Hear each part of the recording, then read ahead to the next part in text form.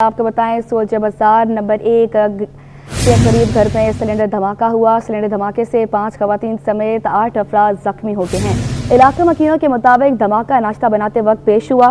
मोहम्मद अमाद की रिपोर्ट देखें। गैस बंदिश के 22 सिलेंडर इस्तेमाल करना भारी पड़ गया। सोल्जर बाजार नंबर 1 में घर में सिलेंडर फट गया। इलाका मकीनों का कहना है कि गैस की लोड शेडिंग के 22 सिलेंडर इस्तेमाल करने पर मजबूर हैं। धमाका घर में नाश्ता बनाने के दौरान ही हुआ। इस इलाके में तकरीबन कम से कम तो 3-4 साल से गैस नहीं आ रही है। गरीब आदमी है, कहीं से आए हुए हैं सिंध से कमाने, यहाँ पे सिलेंडर लेके रखे हुए हैं घर में। बेचारी सुबह नाश्ते पे उठी है, बच्चे घर में सारे सोए हुए थे। इनका घर मेरा घर बराबर में ही है।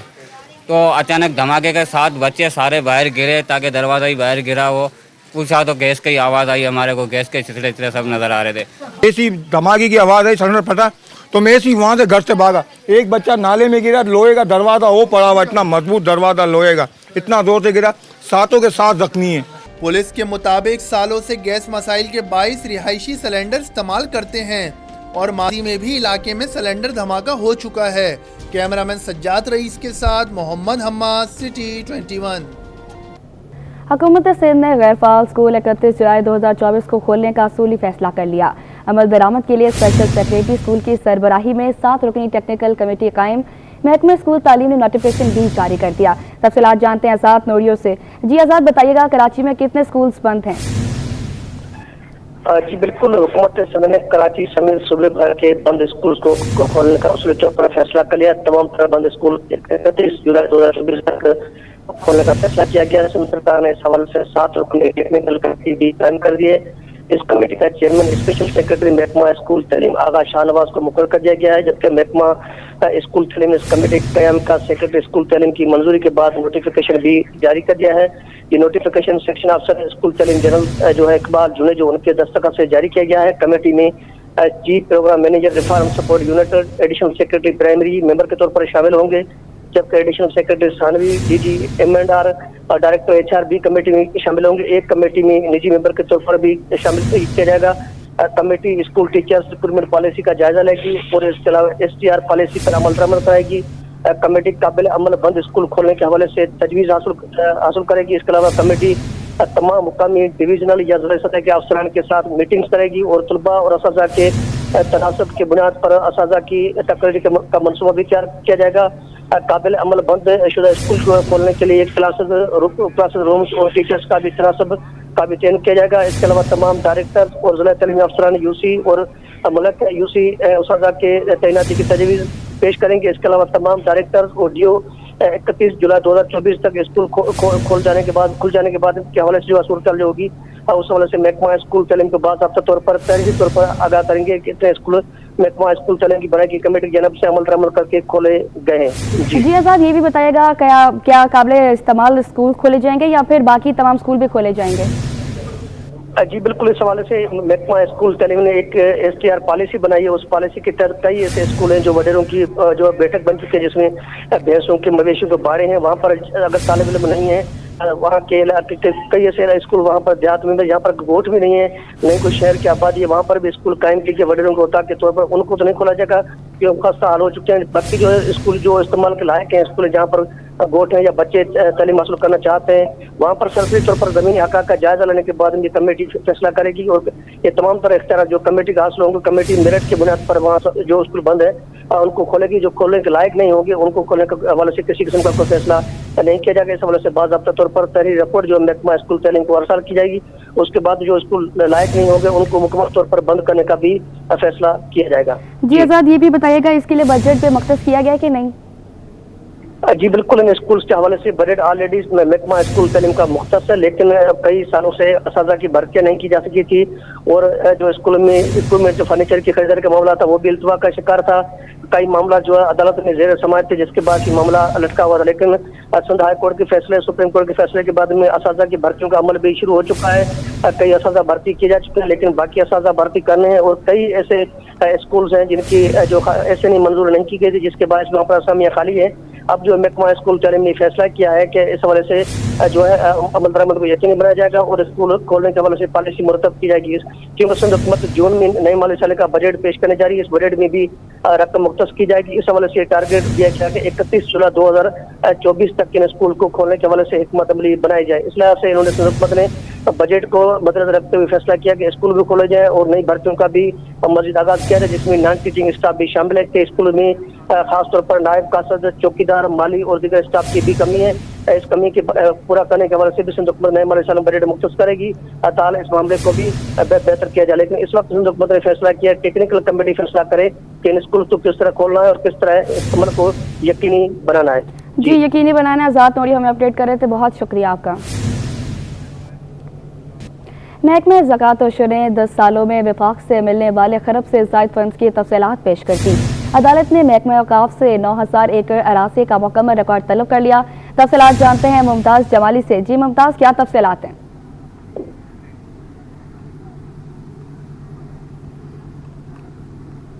सरबराही ने 2 रुकनी बेंच ने महकमा ज़कात और अशर की ज़मीन के इस्तेमाल से मुतल्लिक दरख्वास्तों पर समाअत की है। महकमा ज़कात और अशर ने 10 सालों के दरमियान जो वफाक से मिलने वाली बजट और वफाक से मिलने वाले फ़ंड से मुतल्लिक तफसीलात अदालत में पेश कर दी और इन 10 सालों में खरबों रुपये जो हैं महकमा अशर और ज़कात को मिली हैं।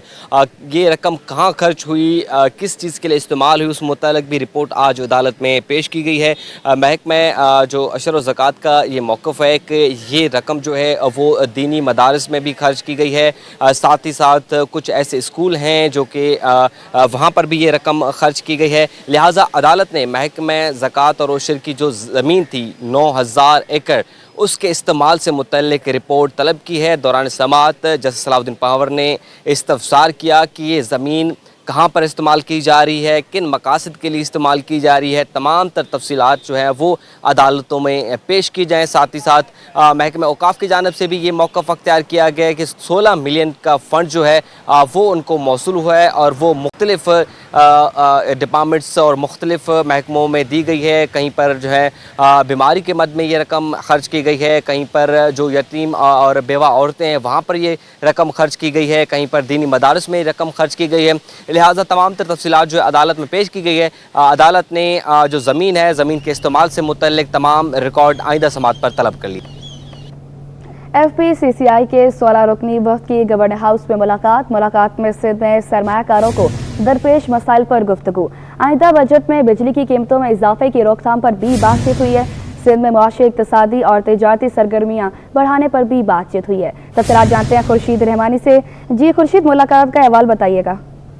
जी, गवर्नर सिंध कामरान खान किशोरी से वफाक के वन हायत तिजारत और सनत पाकिस्तान के 16 रुकनी वफ़द की गवर्नर हाउस में मुलाकात हुई है। इस मुलाकात में सूबे में सरमायाकारों को दरपेश मसाइल और हालिया बजट पर जो है वो गवर्नर सिंध से गुफ्तगू हुई है। इस हवाले से बिजली की कीमतों में इजाफी, माशी, इक़्तिसादी और तिजारती सरगर्मियों को बढ़ाने, सरमायाकारी के मौके पर अहमियत के हासिल दीगर उमूर पर बातचीत हुई है। इस हवाले से शहर कायद में सनतों को बिजली गैस की तवादुर से फराहमी पर भी तबादला कर दिया गया, जबकि गवर्नर सिंध ने कहना था इस मुलाकात में माशी, सनती और इक़्तिसादी तरक्की में सनतकारों का और ताजिरों का कलीदी किरदार है। इस हवाले से वज़ीर-ए-आज़म के सामने जो तिजारत ताजिरों के मसाइल हैं उनको उन्होंने कहा कि वो रखेंगे। इसके अलावा गवर्नर के तहत जी खुर्शीद रहमानी हमें अपडेट कर रहे थे, बहुत शुक्रिया आपका। टिम्बर मार्केट एसोसिएशन ने बजट में हुकूमत से सेल टैक्स में रिलीफ मांग किया। Chairman timber market Sharjeel Gopalani का कहना है कि 18% सेल्स टैक्स ज्यादा है, इसमें कमी करके आवाम को रिलीफ दिया जाए। मुल्क में जंगलात की कमी को पूरा करने के लिए इकदाम किए जाएं। तफसीलात जानते हैं अयाज राना से। जी अयाज, क्या तफसीलात हैं? जी बिल्कुल, बजट आने को है और बजट के लिए जहां मुश्किल हदफ हुकूमत ने पूरे करने हैं, वहीं हम देखें कि ताजिर बरादरी भी परेशान है। जहां इतने मुश्किल हदफ पिछली दफ़ा रखे गए, टैक्स नेट में बढ़ाने के लिए बातें की जा रही हैं, जहां हम देख रहे हैं कि ताजिर दोस्त स्कीम आई, उसके साथ साथ अब जहां हम देख रहे हैं जो बड़े ताजिर हैं उनके ऊपर जो सेल टैक्स का एक बहुत बड़ा इशू है, जहां इंपोर्टर्स के लिए बड़ा मसला है। जानते हैं कि टिम्बर मार्केट इसको कैसे देख रही है। हमारे साथ मौजूद हैं शर्जील गोपलानी, उन्हीं से जान लेते हैं। शर्जील भाई, क्या टैक्स तजावीज़ इस दफ़ा की हैं आपकी तरफ से, आपकी एसोसिएशन की जानिब से? क्या रिलीफ चाहते हैं आने वाले बजट? देखिए, टिम्बर आपको पता है कि क्लाइमेट चेंज और एनवायरनमेंट से बहुत ज़्यादा रिलेटेड है और हमारे पास जंगलात की वैसे भी कमी है। तो उसकी वजह से हमने भारत और हुकूमत से गुजारिश की है कि आप सेल टैक्स जो है वो उसको सिंगल डिजिट पे ले आए। इस वक्त हम पे 18% सेल टैक्स है, फिर इसके बाद एडिशनल 3% सेल टैक्स है। तो एक तो हमने ये रिक्वेस्ट की कि एडिशनल सेल टैक्स ख़त्म किया जाए और जो आपका 18% सेल टैक्स है उसको सिंगल डिजिट 9% पे ले आए, ताकि आपके जंगलात भी बच सकें। आपके एनवायरनमेंट का भी बहुत बड़ा मसला है और क्लाइमेट चेंज का भी बहुत बड़ा इशू है। इस वक्त आपको पता है वर्ल्ड इकोनॉमिक फोरम के लेवल पे जब हमारे वज़ीर आज़म साहब ने जो बात की कि हम कार्बन डाइऑक्साइड प्रोड्यूस नहीं करते तो हम रेड जोन में क्यों हैं। सबसे बड़ी वजह रेड जोन में होने की ये है कि हमारे पास फॉरेस्ट इतने नहीं है, जिसकी वजह से हमें एनवायरमेंटल जो है प्रॉब्लम्स की वजह से इन रेड जोन में। अगर हमारा सेल टैक्स कम कर दिया जाए तो हम अपने जंगलात को बचा पाएंगे और आगे जाके हमारे जो सैलाब और अपना आपके अर्थक्वेक से हम बच सकते हैं। ठीक है, चौधरी साहब का जिस तरह से कहना है कि इस वक्त हमारे पे सबसे ज़्यादा सेल टैक्स है जो कि 18% इस वक्त नाफिज है, और साथ ही इम्पोर्ट ड्यूटी के ऊपर भी मज़ीद 3% का सेल टैक्स लिया जाता है। तो उसके अंदर कटौती की जाए, उसमें कमी की जाए ताकि कारोबार भी चल सके। उसके साथ साथ जो जंगलात जो इसकी वजह सबसे कम होने की वजह से हम इस वक्त दुनिया के अंदर क्लाइमेट चेंज के रेड जोन में, तो उससे भी हमें निकलना है और अपने जंगलात को भी बढ़ाना है। PCB मोहसिन नकवी की ज़ेर सदारत इजलास में डोमेस्टिक के ढांचे और PSL पर गुफ्तगू की गई। मोहसिन नकवी ने कहा डिपार्टमेंट टीमें मसाबकती शेड्यूल तैयार करें, डोमेस्टिक क्रिकेटर्स के लिए खेलने और आमदन में इजाफा ज़रूरी है। मोहसिन नकवी ने डोमेस्टिक क्रिकेट कैलेंडर में मुकाबला बढ़ाने पर भी जोर दिया। आइंदा डोमेस्टिक क्रिकेट सीजन सितंबर में शुरू होने का इम्कान है। आपको बताते चलें, चेयरमैन PCB मोहसिन नकवी की ज़ेर सदारत इजलास में डोमेस्टिक क्रिकेट ढांचे और PSL पर गुफ्तगू की गई। अब आपको बताएं, सूरज का आज भी पारा हाई गर्मी ने शहरियों को दिन में तारे दिखा दिए। दर्जा हरारत 33 डिग्री सेंटीग्रेड रिकॉर्ड, गर्मी की शिद्दत 39 डिग्री सेंटीग्रेड महसूस की जा रही है। माहिरीन ने शहरियों को एहतियाती तदबीर इख्तियार करने की हिदायत कर दी। मौसम का मजीद अहवाल जानते आयमा खान से। जी आयमा, आगाह कीजिएगा। जी बिल्कुल, देखिए कराची में मौसम की बात करें तो शहर का मौसम जो है वो आज सुबह के औकात से ही गुज़िश्ता कई रोज़ की तरह आज भी जो है वो गर्म महसूस किया जा रहा है और इस वक्त जो है वो सूरज सवा नेज़े पर आ चुका है। शहर को अपनी पूरी लपेट में जो है वो सूरज की किरणों ने लिया हुआ है और मौजूदा दर्जा हरारत शहर का जो है वो इस वक्त 35 से 36 डिग्री सेंटीग्रेड के दरमियान रिकॉर्ड किया जा रहा है, लेकिन जो गर्मी की शिद्दत है वो 38 से 39 डिग्री सेंटीग्रेड के दरमियान जो है वो महसूस की जा रही है। जबकि महकमा मौसमियात की जानिब से ये बताया गया है कि शहर में जो है वो आज दिन भर समंदरी हवाएं भी बहाल रहेंगी और समंदरी हवाओं का सिलसिला जो है वो इसी तरीके से जारी भी रहेगा। शहर में जो है वो हब्स की कैफियत नहीं होगी, लिहाजा हब्स की कैफियत ना होने की वजह से शहर में जो है वो इस वक्त हीट वेव का भी कोई इम्कान नहीं है। अलबत्ता महकमा मौसमियात की जानिब से ये बताया जा रहा है कि आज ज़्यादा से ज़्यादा दर्जा हरारत 36 से 38 डिग्री सेंटीग्रेड के दरमियान रहने का इम्कान है, लेकिन जो गर्मी की शिद्दत है वो 40 डिग्री सेंटीग्रेड तक भी महसूस की जा सकती है। शहर में जो है वो इस वक्त तेज़ धूप निकली हुई है। शहरियों का जो है वो इस वक्त बुरा हाल है। महकमा मौसमियात ने शदीद गर्मी के पेश नज़र शहरियों को जो है वो एहतियाती तदाबीर भी बरतने के लिए कहा है। महकमा मौसमियात की जानिब से ये कहा जा रहा है कि शहरी जो है वो गैर ज़रूरी घरों से बाहर ना निकले, घरों से बाहर निकलते हुए अपने सरों को जो है वो ढाँप कर भी निकलें। इसके अलावा जो है वो मशरूबात का भी इस्तेमाल करें, जबकि जो है वो घर ज़्यादा से ज़्यादा जो है वो सायेदार, अगर घरों से बाहर निकल भी रहे हैं तो ज़्यादा से ज़्यादा जो है वो सायेदार दरख्तों के नीचे जो है वो बैठे। जबकि इसके अलावा शहरियों का ये मुतालबा है कि ज़्यादा से ज़्यादा कराची में जो है वो दरख्त लगाए जाए ताकि जो है वो लोगों को सायादार जगहें जो है वो मिल सकें। जी, शहर कायद में गर्मी का राज टाउन इंतजामिया के तहत हीट स्ट्रोक कैंप लगे। चेयरमैन शाह फैसल टाउन गोहर खट्टर का हीट स्ट्रोक कैंप का दौरा, इंतजामात का जायजा लिया। इस हवाले से अपडेट करेंगे रिजवान अहमद। जी बिल्कुल, जिस हीट स्ट्रोक कैंप से इस वक्त मैं आपको रिपोर्ट कर रहा हूँ, एक मिसाली हीट स्ट्रोक कैंप है और शहर में हमने दीगर हीट स्ट्रोक कैंप भी देखे हैं जो मुख्तलिफ टाउन हुकूमतों और दीगर इदारों की जानिब से कायम किए गए हैं, लेकिन वहाँ पे पानी की सबिलें लगी हुई हैं और जो तिब्बी सहूलियात है उसकी फराहमी मुमकिन नहीं बनाई जा सकी है वहाँ पे। लेकिन शाह फैसल कॉलोनी के शमा चौक से मैं आपको रिपोर्ट कर रहा हूँ। 2 नंबर शाह फैसल का ये इलाका है जहाँ पे हीट स्ट्रोक कैंप लगाया है शाह फैसल टाउन की इंतज़ामिया ने, जो कि तमाम बुनियादी लवाजमात से लबरेज है। गौर खटक इसके दौरे पर आए हैं अब से कुछ देर कबल, जो कि चेयरमैन है शाह फैसल टाउन के, इनसे बात करते हैं।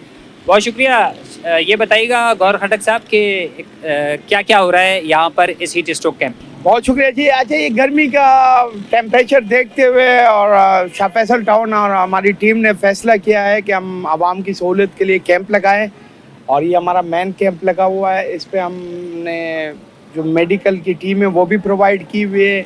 स्ट्रेचर वगैरह भी प्रोवाइड किए हुए हैं और मेडिकल के जो सामान है वो भी प्रोवाइड किया हुआ है। उसके अलावा कोल्ड ठंडा पानी और मशरूबात शरबत वगैरह भी हमने इनको प्रोवाइड किया हुआ है। ये मुझे बताइएगा कि शाह फैसल टाउन की तो लाखों की आबादी है और वसी रकबा भी है, सिर्फ एक आपने हीट स्ट्रोक कैंप लगाया, क्या मजीद भी लगाने जा रहे हैं? नहीं जी, एक नहीं, हमारे कैंप और भी लगे हुए और बाकी कुछ डीसी साहब के साथ मीटिंग हुई थी, फलाई इदारों ने भी कैंप लगाए हुए हैं। हर स्टाफ पे आप आगे चौरंगी पे जाएंगे, 1-2 कैंप लगे हुए, इस तरफ भी कैंप लगे हुए, हर जगह कैंप लगे हुए। कोशिश है आवाम को सहूलत दी जाए। हमें लोग ये समझते हैं कि टाउन का चेयरमैन बहुत बड़ी अथॉरिटी है, उनके पास बहुत बड़ा फंड होगा, हमारे मसले हल करेगा। ना तो हमारे पास फंड है और नेले पे देला फंड तो नहीं है। वाटर एंड सीवरेज बोर्ड हमारे अंडर नहीं आता है। के ही हमारे साथ बात, स्पेशल ग्रांट भी तो मांगी थी आपने शुरू के दिनों में, क्या हुआ? हमने स्पेशल ग्रांट के लिए लेटर तो भेजे थे, लेकिन आज तक हुआ कुछ भी नहीं हो सकता। कहा यह जा रहा है कि फलाई काम के लिए खुद को जो है वो फला मिलना ज़रूरी है और इनका मुतालबा है गौर खटक का कि शाह फैसल टाउन को इस किस्म के फलाई कामों के लिए जो है या तो विजिटी में इजाफा किया जाए या फिर स्पेशल ग्रांट दी जाए। जी, शहर में शदीद गर्मी से शहरी बेहाल होने लगे। शहरियों को सायादार दरख्तों की तलाश है, जो पार्क्स में सायादार दरख्तों के नीचे बैठकर खुद को गर्मी से महफूज कर रहे हैं। आइमा खान की रिपोर्ट देखें। कराची का पारा हाई गर्मी ने शहरियों को दिन में तारे दिखा दिए। झुलसा देने वाली गर्मी ने शहरियों को निढाल कर दिया। गर्मी से बेहाल शहरियों ने सुख का सांस लेने के लिए पार्कों में सायादार दरख्तों का रुख कर लिया। शहरी कहते हैं गर्मी से बचने के लिए एहतियाती तदाबीर इख्तियार कर रहे हैं और पानी का इस्तेमाल भी ज्यादा कर रहे हैं। देखिए, कोशिश तो यही करते हैं कि आप पानी का ज़्यादा से ज़्यादा इस्तेमाल करते हैं, जूसेस वगैरह लेते हैं, लेकिन यह है कि ये भी अल्लाह की नेमत है, गर्मी ना भी हो तो भी इसका एक एहसास होता है। लेकिन आजकल कुछ गर्मी का ज़रा ज़ोर ज़्यादा है, तो यह है कि एहतियात करते हैं और कोशिश हम अपनी तरफ से भी करें और मुर्तज़ा वहाब साहब को भी चाहिए कि वो लोगों को अवेयरनेस दे कि ज़्यादा से ज़्यादा दरख्त जो है ना वो लगाएं। हम लोग चाहते हैं कि ज़्यादा ये पानी लेते हैं, ठंडा पानी पीते हैं और टोपियाँ जो है इसमें हम पानी डालकर यूज़ करते हैं और बच्चों को भी हम इसी तरह यानी कि यूज़ करा रहे हैं।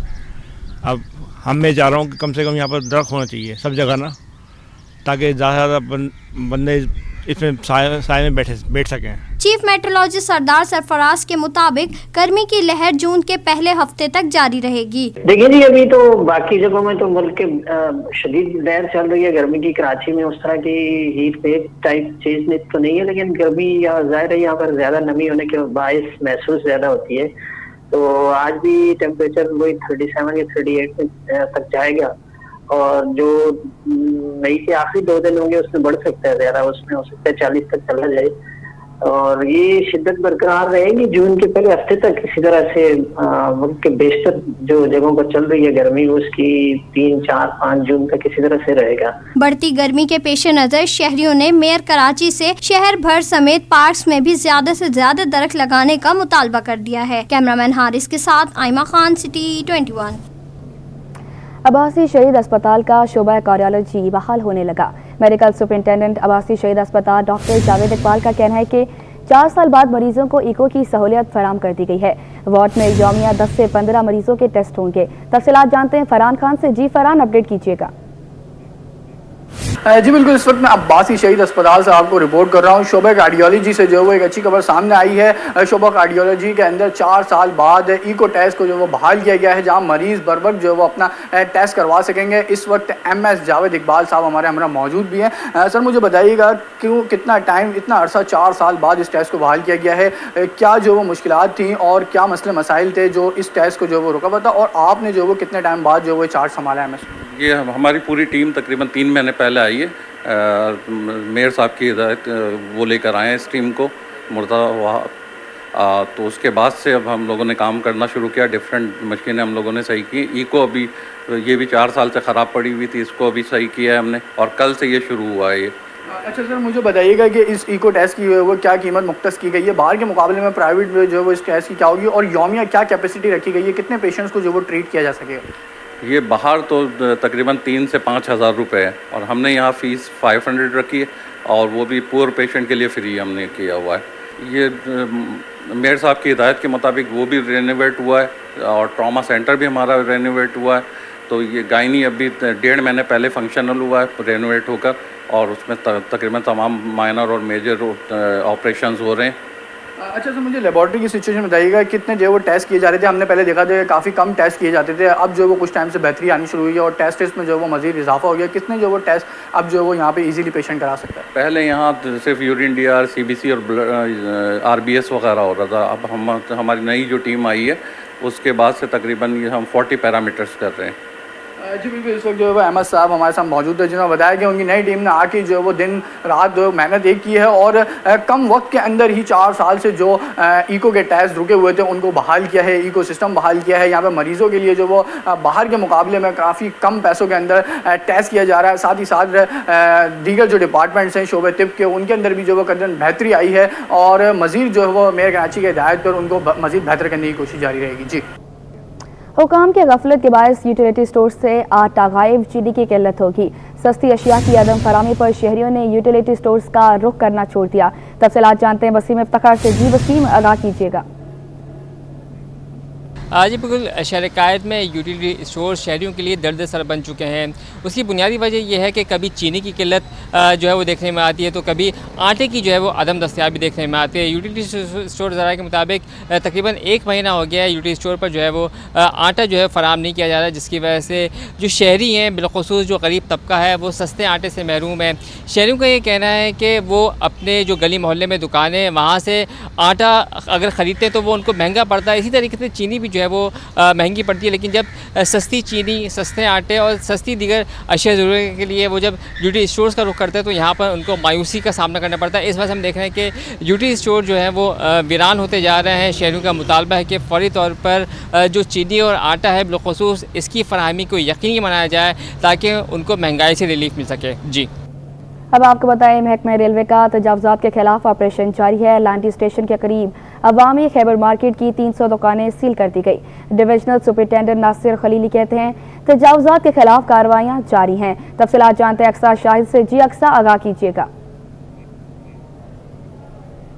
जी बिल्कुल, गुज़िश्ता रोज़ ही लांडी स्टेशन के करीब जो है वो खैबर मार्केट पर एंटी इंक्रोचमेंट के खिलाफ जो है वो ऑपरेशन किया गया है। तकरीबन 300 के करीब जो है वो दुकानों को बंद करवाया गया है। उससे पहले भी सिटी 21 ने देखा था कि वहां पर जो है वो गैर कानूनी तौर पर दुकानें लगाई गई थी, जो किसी भी तरीके से जो है वो मुनासिब नहीं था। इस पर DS नासिर खलीली साहब ने एक्शन लेते हुए उन दुकानों को बंद करवाया है। अगर वो दुकानें दोबारा खुलती हैं या इस पर क्या नया इम्प्लीमेंट आने वाला है, DS साहब हमारे साथ मौजूद है। ये बताइएगा कि 300 दुकानें बंद करवाना, अगर वो दुकानें दोबारा खुलती है तो आपका दोबारा क्या एक्शन होगा?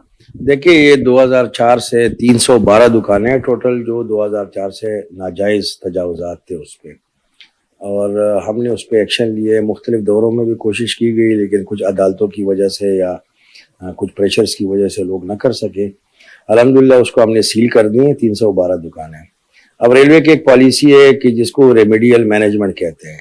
अगर रेमेडियल मैनेजमेंट हमने उनको ऑफ़र कर दी है, अगर वो दुकानदार आ जाते हैं और रेमेडियल मैनेजमेंट में अपने उनको रेगुलराइज कर देते हैं तो उनके साथ आगे हमारा 5 साल का कॉन्ट्रैक्ट हो जाएगा एज पर पॉलिसी।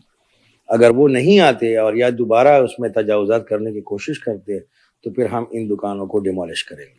बिल्कुल यकीनी तौर पे जब तक जो है वो गैर कानूनी तौर पे दुकानों को सील नहीं करवाया जाता या उनको जो है वो एक किसी मुआहदे के तहत आगे नहीं बढ़ाया जाएगा, जब तक ये दुकानें सील रहेंगी। 20 साल पुरानी दुकानें हैं जो DS साहब जो है वो इन पे एक्शन लेते हुए 1 साल पहले जब ये यहाँ पर आए थे उसका एक्शन लेते हुए अब ये सिलसिला आगे बढ़ाया जा रहा है और गैर कानूनी तौर पर जो है वो कोई भी काम रेलवे की तरफ से नहीं किया जाएगा। जो भी होगा वो ऑफिशियल होगा और मुआहदे के तहत किया जाएगा। बुलेटिन में आगे बढ़े अब आपको बताएं, वज़ीर आला सिंध का किर्गिज़स्तान में फंसे 180 तलबा की वापसी का एहतमाम। 180 तलबा आज दोपहर जना इंटरनेशनल टर्मिनल पहुंचेंगे। वज़ीर आला सिंध की जानिब से ज़ख्मी तलबा के लिए तिबी सहूलियात की फराहमी का इंतज़ाम भी किया गया है। तफसीलात जानते हैं आजिज़ जमाली से। जी आजिज़, क्या तफसीलात हैं?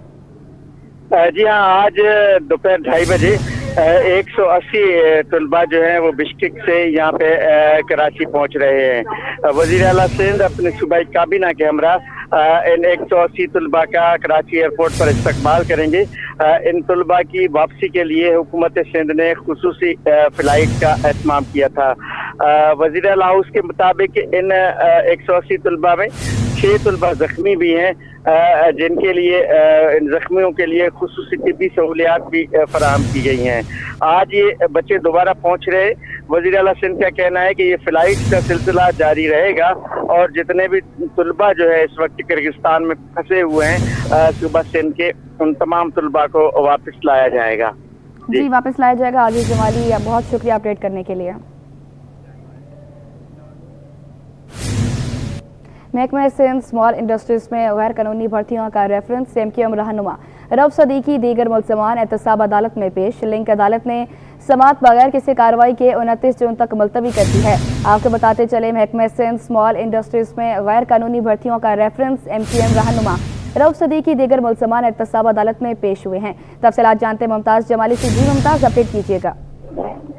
देखें जी, आज एहतसाब अदालत कराची में सिंध स्मॉल इंडस्ट्री में मुबैना करप्शन से मुतल्लिक जो रेफरेंस दायर किया गया था एहतसाब अदालत में, उस मुतालिक आज समाअत हुई है, जिसमें रेफरेंस के जो शरीक मुल्ज़िम हैं रऊफ सदीकी वो आज अदालत में पेश हैं। लेकिन जो है लिंक अदालत ने समाअत बगैर किसी कार्रवाई के 29 जून तक मुलतवी कर दी है। रेफरेंस में रऊफ सदीकी समेत 8 मुल्ज़मान जो है वो नामजद है। नेट का ये दावा है कि रऊफ सदीकी और दीगर ने 2008 से 2014 के दौरान महकमा स्मॉल इंडस्ट्री में गैर कानूनी भर्तियां की थी, जबकि मुल्ज़मान ने गैर कानूनी भर्तियां करके कौमी खजाने को 420 मिलियन रुपए का नुकसान पहुंचाया है। 2019 में ये रेफरेंस दायर किया गया था। जी मुमताज़ जमाली, बहुत शुक्रिया अपडेट करने के लिए।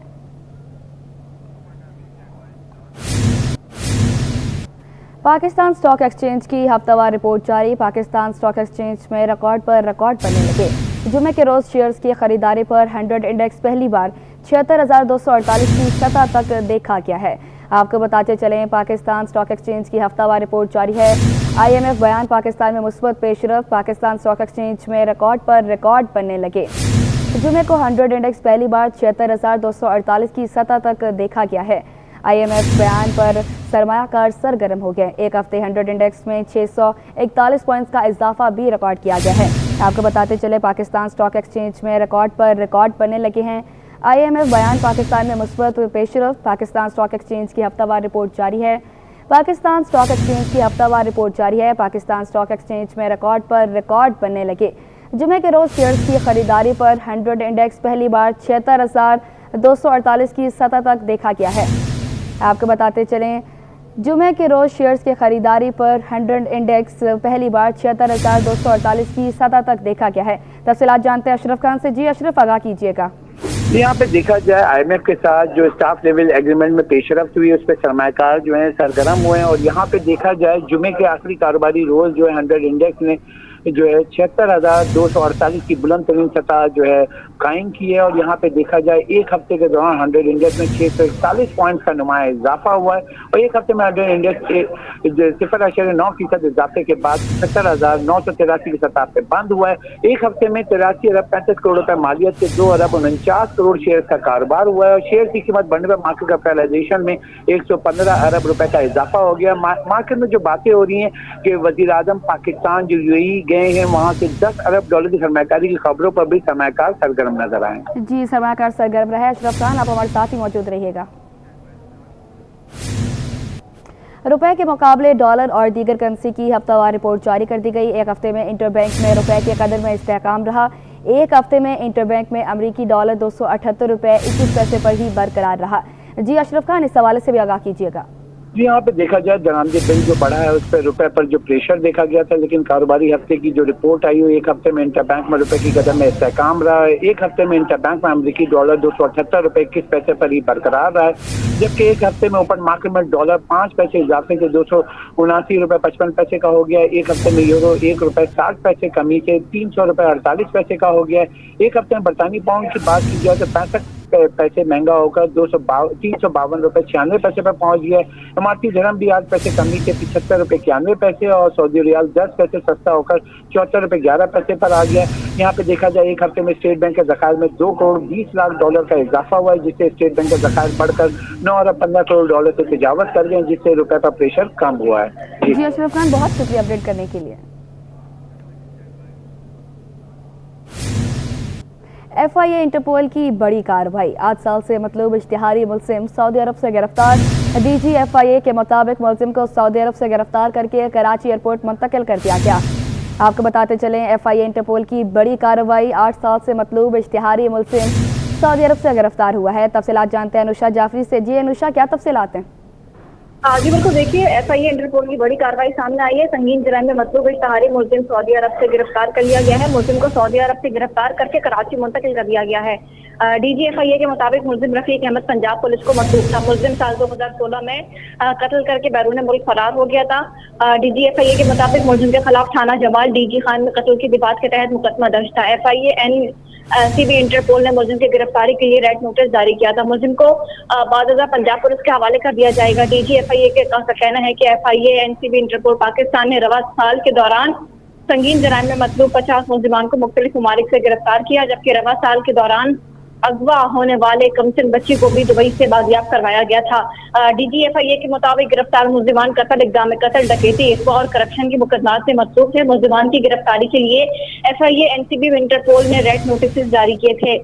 गिरफ्तार मुलजिमान को एयरपोर्ट पर मुतालिका पुलिस हुकाम के हवाले किया गया। Director general FIA Ahmed Ishaq Jahangir ने NCB इंटरपोल पाकिस्तान की कारकर्दगी को भी जो है वो सराहा है।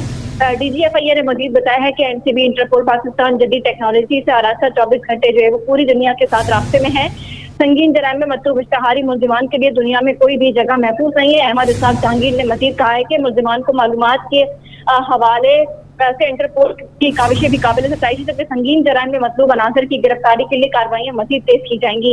मुलजिमान की गिरफ्तारी के लिए बैनुल अक़वामी इदारों के साथ मजबूत रवाबित कायम किए गए हैं, जबकि संगीन जराइम में मतलूब मुलजिमान के लिए तमाम गिरफ्तारी के लिए जो तमाम तर वसाइल को भी बरकार लाया जा रहा है। इंटरपोल अफसरान की ट्रेनिंग के लिए खुसूसी इक़दाम भी जो है वो किए जा रहे हैं। जी खुसूसी इक़दाम हैं वो किए जा रहे हैं। अनुषा जाफी हमें अपडेट करी, तो बहुत शुक्रिया आपका। DIG ट्रैफिक का करप्ट एहलकारों के खिलाफ सख्त एक्शन। DIG ट्रैफिक ने 7 करप्ट एहलकार मुलाजमत से फारिग कर दिए, जबकि 8 करप्ट एहलकारों की 2 साल की मुलाजमत भी जब्त कर ली। तफसीलात जानते हैं ब्यूरो चीफ फ़हीम सदीकी से। जी आगाह कीजिएगा। जी, बड़ा सख्त एक्शन लिया गया है DIG ट्रैफिक की जानिब से, नवाज अहमद नवाज की जानिब से, कि उन्होंने 7 करप्ट एहलकार मुलाजमत से ही फारिग कर दिए हैं, जबकि 8 करप्ट एहलकारों की मुलाजमत में 2 साल की कटौती कर दी गई है। इसमें जो है वो एक सेक्शन अफसर भी शामिल है बरतरफ एहलकारों में, जबकि एक रिकॉर्ड कीपर और 5 कांस्टेबल भी मुलाजमत से फारिग कर दिए गए हैं। ये बरतरफ एहलकार शीरीन जिन्हा ट्रैफिक सेक्शन पर तैनात थे, वो इन्हें हैवी ट्रैफिक से रिश्वत लेते हुए रंगे हाथों पकड़ा गया था और इन्हें खुद DIG ट्रैफिक ने सरप्राइज विजिट के दौरान जो है वो पकड़ा था। इसके अलावा जो मजीद कार्रवाइयाँ की गई हैं उसमें चालान अफसर के बगैर चालान करने पर पाबंदी है कराची शहर में, कि आपके साथ जब आप चालान कर रहे हो तो आपके पास एक चालानिंग अफसर होना चाहिए। लेकिन अमूमन जो है वो देखने में ये आता है कि ट्रैफिक पुलिस एहलकार चालानिंग अफसर के बगैर चालान कर रहे होते हैं। तो ऐसे करप्ट एहलकारों के खिलाफ भी एक्शन लिया गया और सेक्शन अफसर शाहरा फैसल की मुलाजमत में 2 साल की कटौती कर दी गई है, जबकि इसी सेक्शन के 4 कांस्टेबल की मुलाजमत में भी 2 साल की कटौती की गई है। ट्रैफिक पुलिस की जानिब से, हुकाम की जानिब से ये भी पाबंदी है कि गैर कानूनी तौर पर ट्रैफिक की चेकिंग ना की जाए, उनके कागजात वगैरह इस तरह से चेक ना की जाए रोक कर। अगर वो ट्रैफिक वायलेशन की खिलाफ वर्जी नहीं कर रहे तो ट्रैफिक एहलकारों को ये कहा गया है कि आप बगैर जरूरत जो है और ट्रैफिक को नहीं रोकेंगे। लेकिन अकबर रोड ट्रैफिक सेक्शन के एहलकारों की वीडियो वायरल हुई थी, जिसमें 3 एहलकार, जिसमें एक हेड कांस्टेबल और 2 एहलकार कांस्टेबल शामिल थे, वो जो है गाड़ियों की गैर कानूनी तौर पर चेकिंग कर रहे थे। उनकी भी मुलाजमतों में 2 साल की कटौती कर दी गई है। DIG ट्रैफिक अहमद नवाज सीमा का ये कहना है कि पुलिस की बदनामी का सबब बनने वालों को हम नहीं छोड़ेंगे और करप्ट एहलकारों के खिलाफ सख्त कार्रवाई आइंदा भी जारी रहेगी। तो DIG ट्रैफिक जो है वो सिर्फ करप्ट एहलकारों के खिलाफ एक्शन में नजर आ रहे हैं। जी ब्यूरो चीफ फ़हीम सदीकी, बहुत शुक्रिया अपडेट करने के लिए। ना अकेले होने का खौफ, ना लोगों का डर। 10 बच्चों की मां तनहा मेहनत से हलाल रोजगार कमाने की मिसाल बन गई। मेवाशाह कब्रिस्तान में फूल और पत्तियां फरोख्त करके अपने बच्चों का खुद सहारा बनी हुई हैं। नूरुन्निसा कहती हैं कि शौहर के इंतकाल के बाद औलाद की खातिर फूल बेचना शुरू किए। आयमा खान की रिपोर्ट देखें। मेहनत में अजमत है, इस बात का मुंह बोलता सबूत कराची से ताल्लुक़ रखने वाली नूरुन्निसा हैं, जो गुज़िश्ता 50 साल से मेवाशाह कब्रिस्तान के बाहर फूल फरोख्त कर रही हैं। नूरुन्निसा की क्या कहानी है, आइए आपको दिखाते हैं। कब्रिस्तान का खौफनाक माहौल हो, रात की तारीकी हो या दिन का उजाला, नूरुन्निसा ने किसी खौफ को अपने अज़म के रास्ते में हाइल ना होने दिया। गुज़िश्ता 50 सालों से मेवाशाह कब्रिस्तान के बाहर फूल बेचकर हलाल रिज़्क़ कमाने की मिसाल बन गई। मिट्टी में नमूदार हैं पानी के ज़ख़ीरे, इनमें कोई औरत से ज़्यादा नहीं गहरा। नूरुन्निसा कहती हैं कि शौहर के इंतकाल के बाद औलाद की खातिर फूल बेचना शुरू किए। मेरे शौहर को 23 साल मर गया। मेरा शौहर मर गया तो मैं इधर बेटा अपना काम धंधा शुरू किया। नूरुन्निसा को वालिदैन ने हमेशा से एक ही बात सिखाई कि मांगने से बेहतर कमाना है। मैं किसी का पास नहीं मांगता हूँ, मैं इधर मेहनत करके खाता हूँ। मैं हाथ नहीं फैलाया तो मैं काम करता हूँ। मेहनत में तो अजमत है, मांगने को तो बुरी बात है। हाथ हम नहीं फैलाते, हम काम करते हैं, धंधा करते हैं, रोजगार करता है, अपना बच्चों को खिलाता है। पढ़ा लिखा है, शुक्र है, मैट्रिक तक पढ़ा है, सब कुछ है मेरे बच्चों का, तालीम वालीम सब है। गुर्बत के अंधेरों में गुम हुई नूरुन्निसा कब्रिस्तान में अपने प्यारों से मिलने आने वालों की राह तकती रहती है। इनका कहना है कि कभी पैसे होते हैं तो कभी नहीं। कहते हैं औरत गुलाब की तरह होती है जो जिंदगी के खाके में रंग भरने के साथ साथ खुशबू भी बिखेर देती है, लेकिन अपने प्यारों पर आंच नहीं आने देती। ये औरतें चिलचिलाती धूप में संगे असूद हैं आदमी के रूप में। जोश मलियाबादी ने ऐसी ही औरतों को संगे असूद से तशबीह दे डाली और वाकई में ये मेहनत कश औरतें माशरे का वो चेहरा हैं जिन्हें सामने लाया जाए तो नौजवान नस्ल को ज़िंदगी गुजारने का बेहतरीन तरीका मिल सकता है। कैमरामैन उस्मान मुस्तफ़ा के साथ आइमा खान, सिटी 21।